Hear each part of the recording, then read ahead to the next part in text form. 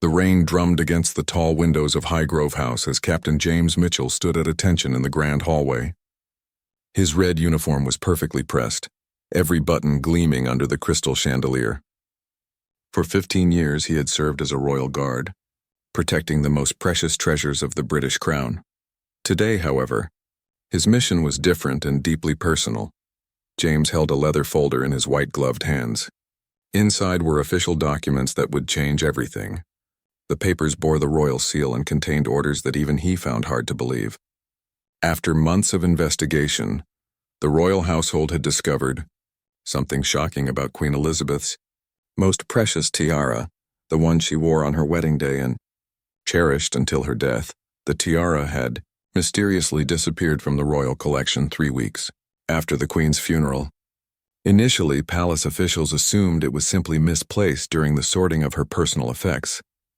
The Queen had owned hundreds of pieces of jewelry, and cataloging everything took time. But when Lord Chamberlain's office completed their inventory, the tiara was nowhere to be found. James remembered the day clearly. He was on duty when the discovery was made. The entire palace was in chaos. How could such an important piece simply vanish? The tiara wasn't just valuable because of its diamonds and platinum. It represented 70 years of the Queen's reign and her deep love for Prince Philip, who had helped design it as a wedding gift. The investigation began immediately. Scotland Yard's finest detectives worked alongside palace security. They interviewed hundreds of staff members, reviewed security footage, and searched every room in Buckingham Palace, Windsor Castle, and Balmoral. For weeks they found nothing. The trail seemed cold until a palace insider came forward with disturbing information. Lady Margaret Thornsbury, who had served as the Queen's personal secretary for over 30 years, revealed something that shocked everyone. She explained that Camilla, now Queen Consort, had visited the Queen's private chambers several times after the funeral. This wasn't unusual. Family members often wanted personal mementos. But Lady Margaret noticed that Camilla had been particularly interested in the Queen's jewelry collection. During one visit, Lady Margaret saw Camilla examining the wedding tiara very carefully. She asked detailed questions about its history and seemed especially focused on its value. At the time, Lady Margaret thought nothing of it. Family members often wanted to know about the Queen's precious belongings. But when the tiara went missing, she began to remember that day differently. The investigation took a dramatic turn when security footage from a back entrance showed someone leaving the palace late one night with a small package. The figure was wearing a hooded coat and moved quickly to avoid the cameras. The timestamp showed it was just 2 days after Camilla's last visit to the Queen's chambers. James felt sick when he learned the truth. The royal family had always presented a united front to the public, but behind closed doors there had been tensions. Some family members felt that certain pieces of the Queen's collection should be redistributed. Others believed everything should remain exactly as the Queen had left it, preserved for history. The detectives traced the mysterious package to Camilla's private estate in the countryside. They couldn't search the property without solid evidence, but they began watching carefully. What they discovered over the following weeks painted a troubling picture. Camilla had been hosting private parties at her estate, showing off what she described as new additions to her personal jewelry collection. Guests later told investigators that she had displayed a stunning tiara that looked remarkably similar to the Queen's missing wedding piece. When asked about it, Camilla claimed it was a replica she had commissioned as a tribute to her late mother-in-law. The breakthrough came when a former palace employee, who had worked closely with the Queen's jewelry for decades, attended one of these parties. She immediately recognized the tiara as the genuine article, the tiny imperfection in one of the diamonds, the unique way the platinum was shaped around the central stone. These details couldn't be replicated. This was definitely the Queen's wedding tiara. Armed with this testimony and additional evidence, the royal household made a difficult decision. They would demand the tiara's immediate return. However, they couldn't send just anyone for such a sensitive mission. It had to be someone with impeccable credentials, someone who understood both protocol and the gravity of the situation. James was chosen because of his unblemished record and his personal connection to the Queen. She had personally commended him twice during his service, and he had been present during many important state occasions. More importantly, He was known for his discretion and his ability to handle delicate situations without creating public scandals. The official documents in his folder were clear. They gave him full authority to retrieve the tiara and any other royal property that might be at Camilla's estate. The papers were signed by the Lord Chamberlain himself and carried the weight of the crown behind them. As James stood in the hallway, waiting for Camilla to receive him, he thought about what this meant. This wasn't just about recovering stolen property. It was about preserving the integrity of the monarchy itself. The Queen's wedding tiara represented something sacred, a symbol of her devotion to duty and country. It belonged in the royal collection, not in someone's private jewelry box. The sound of footsteps echoed down the marble hallway. Camilla was approaching, probably expecting a routine royal visit. She had no idea that James carried documents that would expose her secret and demand justice for the Queen's memory.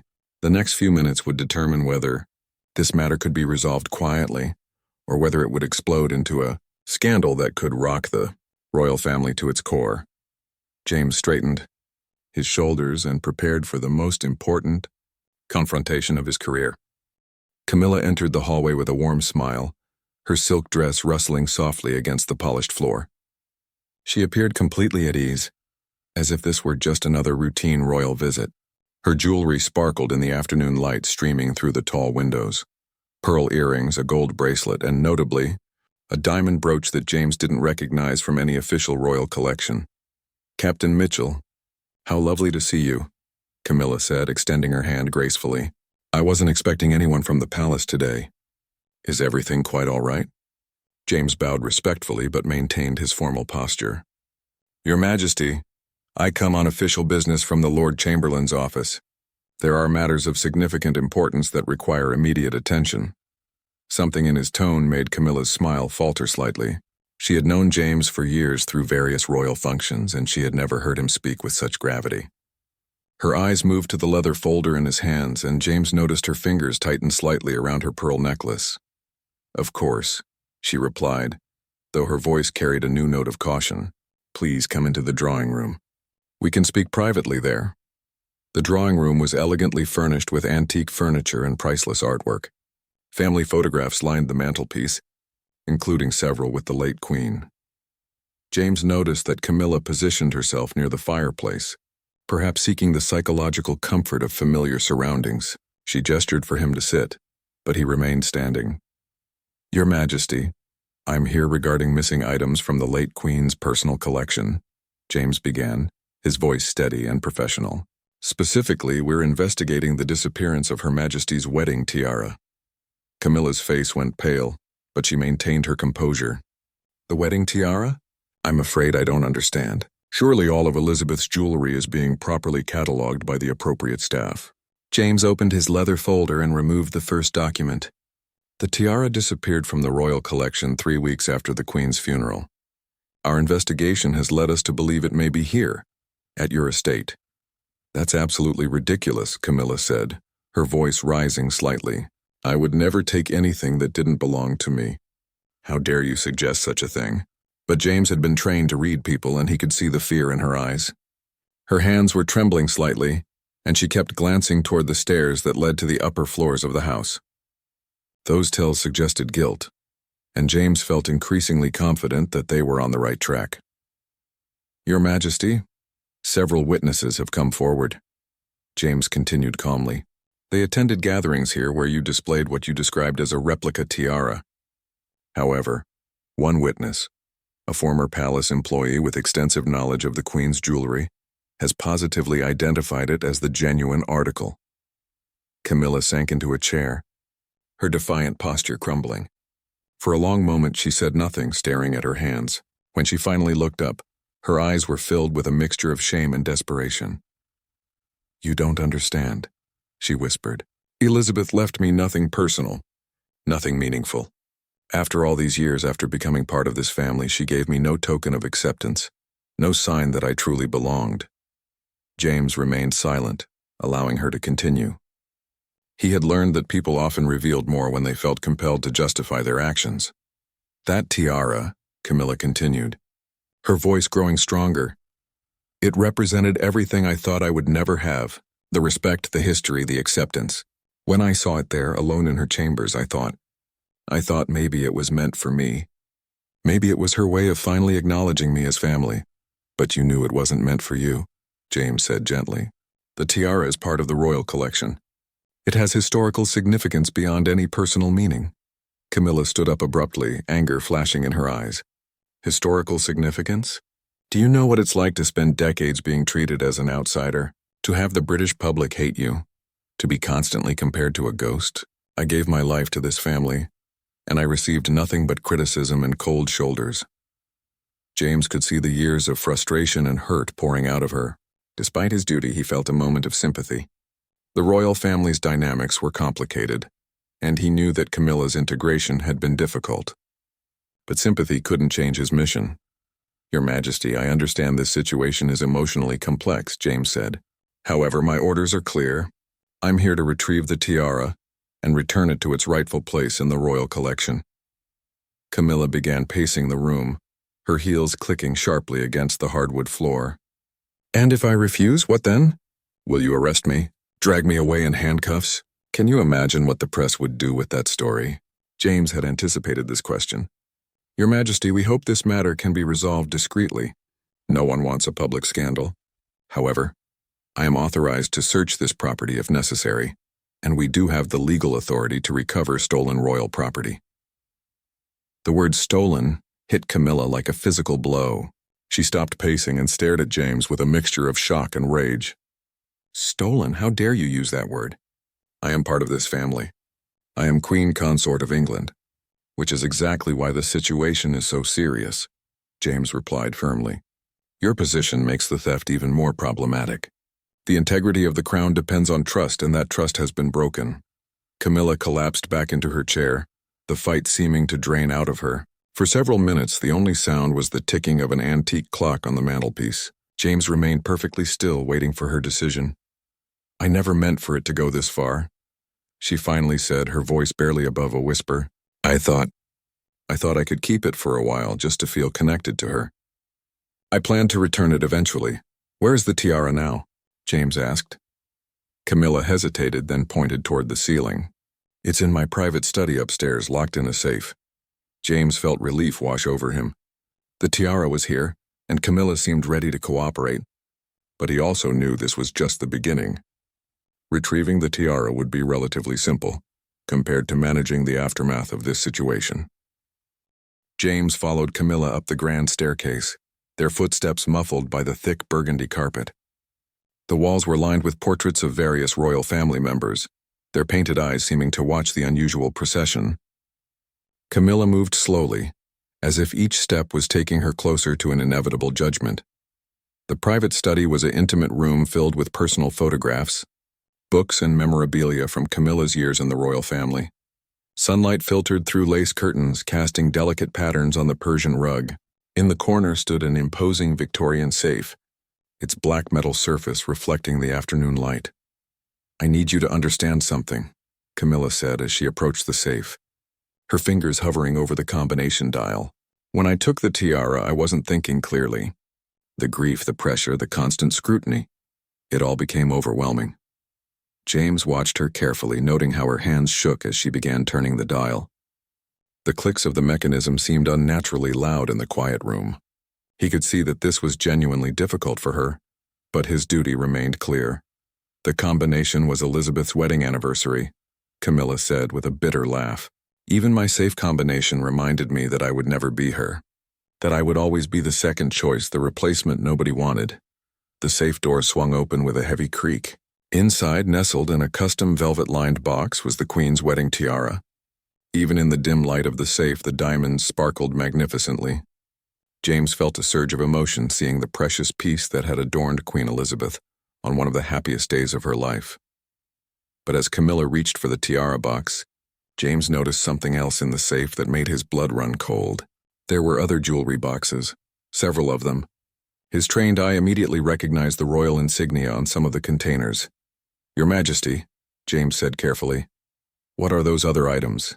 Camilla froze, her hand still extended toward the tiara. The question hung in the air between them like an accusation. She slowly withdrew her hand and turned to face him, her face pale with fear. Those are just some pieces Elizabeth gave me over the years, she said, but her voice lacked conviction. James stepped closer to the safe, his professional instincts taking over. Your Majesty, I'm going to need to examine all items in this safe. My authority extends to any royal property that may have been inappropriately removed from the official collections. You can't do that, Camilla protested, moving to block his access to the safe. Those are my personal belongings. But James was already reading the labels on the jewelry boxes. His heart sank as he recognized several pieces that should have been in the royal vaults. There was the Duchess of Cambridge's sapphire earrings that had belonged to Princess Diana, a pearl necklace that was supposed to be part of the crown jewels collection, and what appeared to be Queen Victoria's emerald brooch.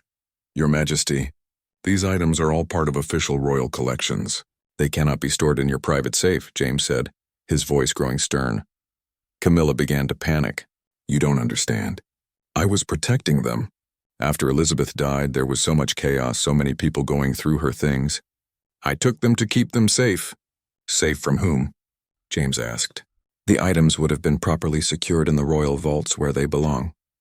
Tears began streaming down Camilla's face. Safe from Charles. He was talking about reorganizing everything, maybe selling some pieces to fund his environmental projects. He doesn't understand the historical value like I do. This revelation hit James like a thunderbolt. King Charles had indeed mentioned modernizing some aspects of the royal collection, but James had no idea that family members were taking matters into their own hands. The situation was becoming far more complex than a simple theft. How many items are we talking about? James asked, dreading the answer. Camilla slumped into a chair near her desk. I'm not sure exactly. Maybe 15 or 20 pieces. I took them gradually over several weeks. I told myself I was preserving them for future generations. James began carefully removing the jewelry boxes from the safe, examining each piece. Every item was indeed from various royal collections. Some were incredibly valuable. Others were priceless for their historical significance. Together, they represented millions of pounds in value and centuries of royal heritage. Your Majesty, this is far more serious than I initially understood, James said. We're not talking about one missing tiara. This appears to be a systematic removal of royal artifacts. Camilla stood up abruptly, her demeanor changing from remorseful to defiant. And what exactly do you plan to do about it? March me through the streets in chains? Destroy the monarchy over some old jewelry? James felt the weight of the situation pressing down on him. This wasn't just about recovering stolen property anymore. This was about a potential scandal that could seriously damage the royal family's reputation.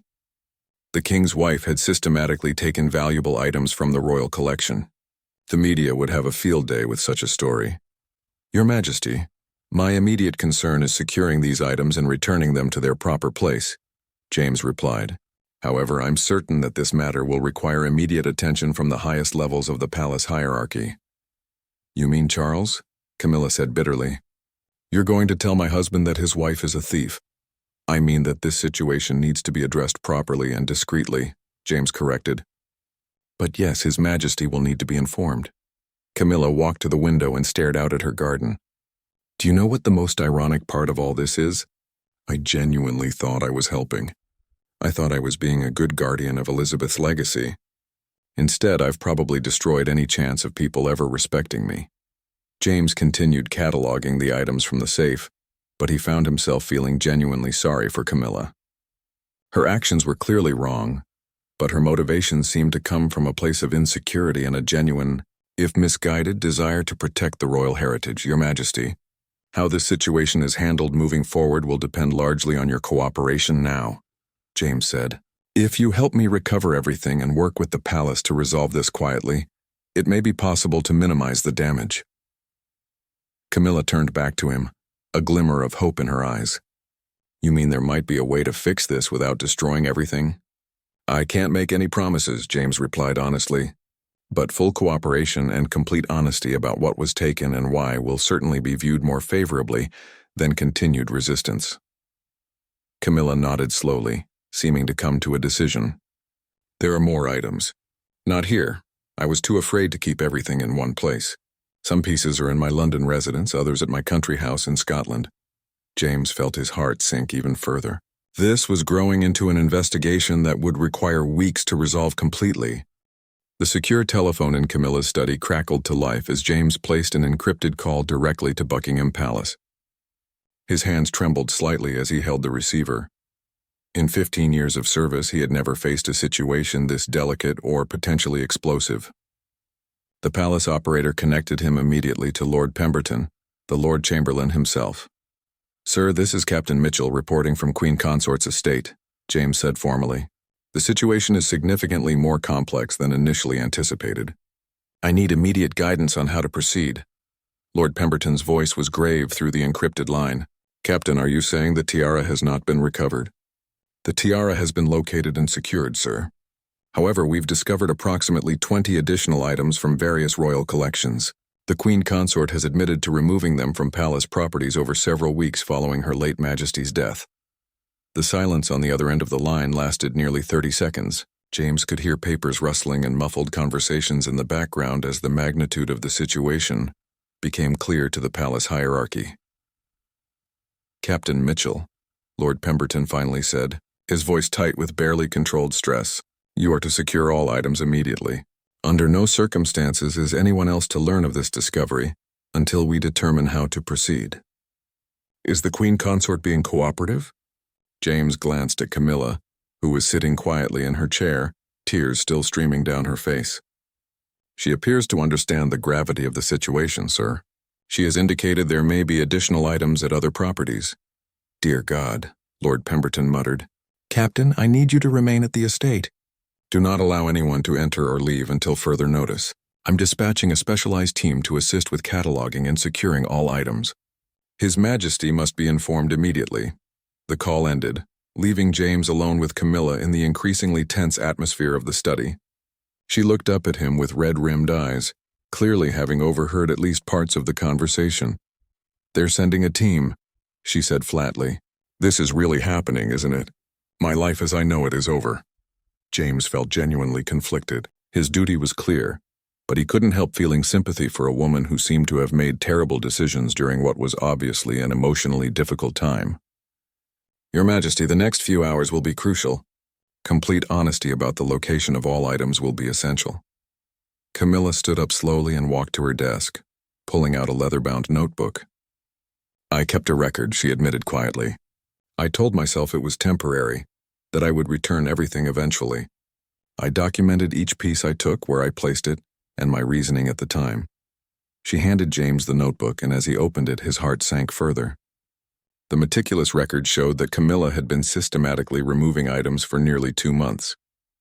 Her handwritten notes revealed a pattern of escalating behavior that started with borrowing the wedding tiara and evolved into taking increasingly valuable pieces. May 15th. Wedding tiara, feeling disconnected from Elizabeth's memory. Wanted something meaningful, James read aloud. May 22nd, Diana's sapphire earrings. Charles seemed ready to give them away. Felt they needed protection. The entries continued chronologically, each revealing Camilla's deteriorating emotional state and increasingly complex justifications. Some entries were more disturbing than others, showing signs of paranoia about palace staff and family members supposedly plotting to diminish her status within the royal hierarchy. "Your Majesty, some of these entries suggest you believed there were threats to your position. Can you explain what you meant?" James asked carefully. Camilla returned to her chair, seeming to shrink into herself. After Elizabeth died, everything changed so quickly. Charles was under enormous pressure, making decisions about modernizing the monarchy. There were whispers about reducing the number of working royals, cutting costs, eliminating traditional ceremonies. She paused, staring out the window at her garden. "I heard staff members talking about which royal residences might be sold, which traditions might be discontinued. I became convinced that my role was being diminished, that I was seen as expendable." James made notes in his own notebook, trying to understand the psychological factors that had led to this situation. It was becoming clear that Camilla's actions, while legally wrong, were rooted in deep insecurities about her place in the royal family. "The irony," Camilla continued bitterly, "is that by trying to preserve my connection to the monarchy, I've probably ensured my exclusion from it. Charles will never forgive me for this embarrassment." Before James could respond, The sound of vehicles approaching the estate caught their attention. Through the study window, they could see several dark cars pulling up the circular driveway. The specialized team from Buckingham Palace had arrived with remarkable speed. "Your Majesty, I need to go down and brief the team," James said. "I strongly recommend that you prepare a complete list of all properties where items might be stored. The next few hours will determine how this situation can be resolved." As James headed downstairs, he found himself facing the most challenging aspect of his career. The team that had arrived included Lord Pemberton himself, 2 additional royal guards, a representative from the royal legal team, and, surprisingly, a discreet security specialist who James recognized from previous sensitive operations. Lord Pemberton approached James immediately. "Captain, what's the current status? Has she provided information about additional items?" "She has detailed records, sir. The situation appears to span multiple properties and approximately 2 months of systematic removal. However, I believe she's being fully cooperative now." The legal representative, a stern woman in her 50s, stepped forward. "Captain Mitchell, from a legal standpoint, we need to understand whether this was calculated theft or emotional breakdown. Your assessment of her mental state during your interactions could be crucial." James considered his words carefully. "Sir, madam, based on my observations and her documentation, this appears to be the result of severe emotional distress combined with paranoid thinking about her position within the family. Her actions were clearly wrong, but I don't believe they were motivated by greed or criminal intent." Lord Pemberton nodded grimly. "That assessment may be important for how we proceed. However, the immediate priority is recovering all items and determining whether this situation can be contained without public exposure." As the team prepared to enter the estate and begin their work, James realized that the next phase would be even more challenging than the discovery itself. They now faced the delicate task of resolving a situation that could potentially destroy the monarchy's reputation, while trying to help a clearly troubled member of the royal family. The arrival of King Charles at Camilla's estate that evening was unprecedented. Royal protocol typically required advance notice and extensive security preparations for any royal movement. But this was an emergency that demanded immediate family intervention. James watched through the study window as the king's convoy approached, its blue lights flashing discreetly in the gathering dusk. Camilla had spent the afternoon cooperating fully with the recovery team, providing detailed information about every item she had taken and their current locations. The specialized team had already departed for her London residence and Scottish property to begin securing those items. Now, the most difficult conversation of all was about to take place. James positioned himself in the hallway as King Charles entered the estate. The king looked older than usual, the weight of this crisis clearly visible on his face. His normally composed demeanor showed cracks of stress and exhaustion. Lord Pemberton walked beside him, briefing him quietly about the afternoon's discoveries. "Your Majesty," James said, bowing as the king approached, "the situation has been stabilized. All items at this location have been secured and documented." King Charles nodded grimly. "Thank you, Captain Mitchell. Your discretion and professionalism in this matter have been exemplary. I understand this has been an extraordinarily difficult day. Sir, the Queen Consort is in her private study. She has been fully cooperative and appears to understand the seriousness of the situation," James reported. The king paused at the foot of the stairs, his hand resting on the carved banister. "Captain, in your professional assessment, how do we proceed from here? This crisis could destroy everything we've worked to build." James had been dreading this question, but he had spent the afternoon thinking carefully about his response. "Your Majesty, this situation requires both justice and compassion. The Queen Consort's actions were clearly wrong, but they appear to stem from emotional distress rather than criminal intent. The public's reaction will depend largely on how the matter is handled." King Charles climbed the stairs slowly, each step seeming to carry the weight of the monarchy itself. James followed at a respectful distance, knowing that he was about to witness one of the most painful conversations in recent royal history. In the study, Camilla sat exactly where James had left her hours earlier. She looked up as her husband entered, her face a mixture of shame, fear, and desperate hope. The king stopped in the doorway for a moment, taking in the scene, his wife surrounded by empty jewelry boxes, official documents scattered across her desk, and the evidence of her systematic deception laid bare. "Charles," Camilla whispered, her voice breaking. "I'm so sorry. I never meant for any of this to happen."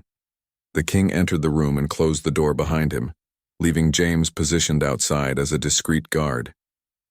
However, the conversation was clearly audible through the heavy wooden door, and James found himself an unwilling witness to the most personal royal crisis he had ever encountered. "Camilla, how could you do this?" The king's voice was filled with pain rather than anger. "Do you understand what this means? Not just for us personally, but for the institution we've sworn to serve." "I was protecting them," Camilla replied, her voice growing stronger with desperation. "You were talking about modernization, about selling pieces to fund your projects. I couldn't bear the thought of Elizabeth's treasures being scattered to the wind. Protecting them?" Charles's voice rose slightly. "By stealing them and hiding them like some common criminal? These pieces belong to the nation, Camilla, not to us personally." James heard the sound of papers rustling, presumably as the king reviewed Camilla's detailed records of her activities. The silence stretched for several minutes, broken only by the occasional sob from Camilla and the distant sound of the recovery team finishing their work downstairs. "The paranoia in these entries," Charles said finally, his voice filled with disbelief. "You thought I was plotting against you? You believed the staff were conspiring to diminish your role? Camilla, where did these ideas come from?" "Everyone was talking," Camilla replied defensively, "about reducing the number of working royals, about cutting costs. I heard whispers that I might be asked to step back from public duties. I felt like I was being erased from the family history." "So you decided to erase yourself by stealing?" Charles asked, the frustration clear in his voice. "Do you realize that this could end your role as queen consort? That it could damage the monarchy for generations?" The conversation that followed was too personal and painful for James to overhear with any comfort, but his duty required him to remain. He listened as years of insecurity, misunderstanding, and miscommunication poured out between the royal couple. Camilla's fear of being seen as illegitimate, Charles's stress about modernizing an ancient institution, and the enormous pressure they both faced from public scrutiny. After nearly an hour, Lord Pemberton approached James in the hallway. "Captain, we've received preliminary reports from the other properties. The scope of this situation is even larger than we initially understood. We're looking at nearly 50 items across multiple royal collections." James felt his stomach drop. 50 items represented not just enormous monetary value, but centuries of royal heritage. This was rapidly becoming the largest theft in modern royal history, and it was being perpetrated by a member of the royal family itself. "Sir, what are the legal implications?" James asked quietly. "That depends largely on His Majesty's decision about how to proceed," Lord Pemberton replied. "Technically, theft of royal property is treason, punishable by life imprisonment. However, given the family circumstances and the potential for public scandal, other options are being considered." The door to the study opened, and King Charles emerged, looking emotionally drained. His face was pale, and James noticed his hands were trembling slightly. The weight of making decisions that could affect both his wife's future and the monarchy's stability was clearly overwhelming. "Lord Pemberton," the king said quietly, "I need immediate consultation with the Privy Council and our legal advisors. This situation requires decisions that go beyond family matters. We're dealing with constitutional issues now." James realized that they had reached a critical juncture. The next few hours would determine not just Camilla's fate, but potentially the future structure and credibility of the British monarchy itself. 3 weeks later, James stood in the same grand hallway where this extraordinary crisis had begun, but everything had changed. The late morning sunlight streamed through the tall windows, illuminating a scene that would have been unimaginable a month ago. Camilla's estate was being prepared for an indefinite closure, and moving trucks were carefully loading personal belongings under strict security supervision. The resolution of the royal theft scandal had required unprecedented legal maneuvering and constitutional consultation.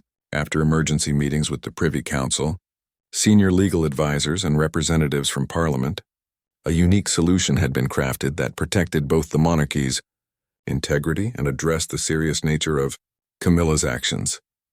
James carried a final inventory document that recorded the successful recovery of 47 items from royal collections. Every piece had been authenticated, restored where necessary, and returned to its proper place in the royal vaults. The Queen's wedding tiara now sat safely behind bulletproof glass at Buckingham Palace, where it would remain as part of the permanent royal collection. But the human cost of the crisis had been enormous. Camilla had agreed to voluntarily relinquish her title as Queen Consort and withdraw completely from public royal duties. In exchange, criminal charges had been avoided, and the details of the theft had been kept from public knowledge through extraordinary efforts by the palace communications team. The official announcement to the press had been carefully worded. Her Majesty Queen Consort Camilla has decided to step back from royal duties due to health concerns and will be residing privately at her country estate for the foreseeable future. The public had accepted this explanation, though royal correspondents had noted the unusually abrupt nature of the withdrawal. King Charles emerged from the estate's main entrance, his face showing the strain of the past weeks. The constitutional crisis had forced him to make the most difficult decision of his reign, choosing between his wife's freedom and the monarchy's credibility. The solution had saved both, but at a terrible personal cost. "Captain Mitchell," the king said as he approached, "I wanted to personally thank you for your exceptional service during this crisis. Your discretion, professionalism, and compassion helped us navigate an impossible situation." James bowed respectfully. "Your Majesty, it has been an honor to serve the crown during such challenging circumstances. I hope the resolution serves both justice and the long-term interests of the monarchy."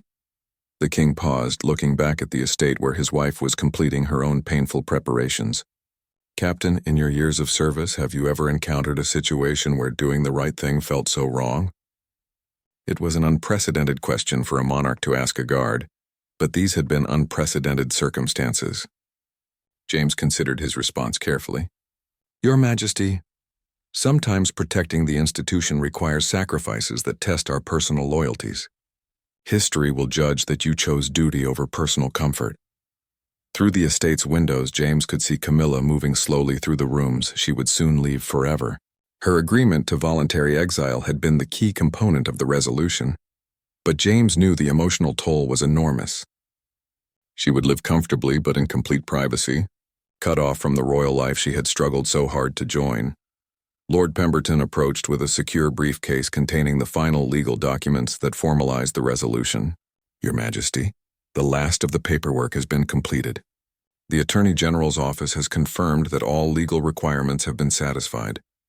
The briefcase contained agreements that would remain classified for 50 years, protecting both the monarchy and Camilla from the full public revelation of what had occurred. Future historians might eventually piece together the truth, but for now, the crisis had been contained." "What about the security review?" King Charles asked. "We need to ensure this type of situation can never happen again." James had spent considerable time working with palace security on new protocols. "Your Majesty, we've implemented comprehensive new procedures for monitoring and cataloging all royal collection items. Additionally, we've established new support systems for royal family members who may be experiencing emotional distress." The final irony of the situation wasn't lost on James. Camilla's actions had been motivated by her insecurity about her place in the royal family, but her attempt to secure that place had ultimately resulted in her complete exclusion from it. Her fears of being erased from royal history had become a self-fulfilling prophecy. As the last of the moving trucks departed and the estate's gates were locked behind them, James reflected on the lessons of this extraordinary crisis. The monarchy's survival had always depended on balancing tradition with adaptation, public service with private human needs, and institutional loyalty with personal relationships. The royal theft scandal had tested all of these balances to their limits. The Queen's wedding tiara was safe in its proper place, the royal collections were secure, and the monarchy's public reputation remained intact. But the human cost had been enormous, and James knew that King Charles would carry the burden of this decision for the rest of his reign. 6 months later, James received a private letter from Camilla at her exile residence. In it, she thanked him for his kindness during the crisis and acknowledged that his firm but compassionate approach had helped her accept the consequences of her actions. She wrote that she finally understood the difference between loving the monarchy and truly serving it, and that her exile had given her the perspective she had desperately needed. The letter ended with a request that James ensure the Queen's wedding tiara was displayed properly for the public, so that future generations could appreciate Elizabeth's legacy without the shadow of scandal. It was a final gesture of redemption from a woman who had lost everything in her misguided attempt to preserve what she thought she valued most. James carefully filed the letter in his private records and returned to his duties, knowing that he had witnessed one of the most remarkable and tragic episodes in modern royal history. The crown jewels were safe, the monarchy had survived, and justice had been served, but at a cost that would be felt for generations to come.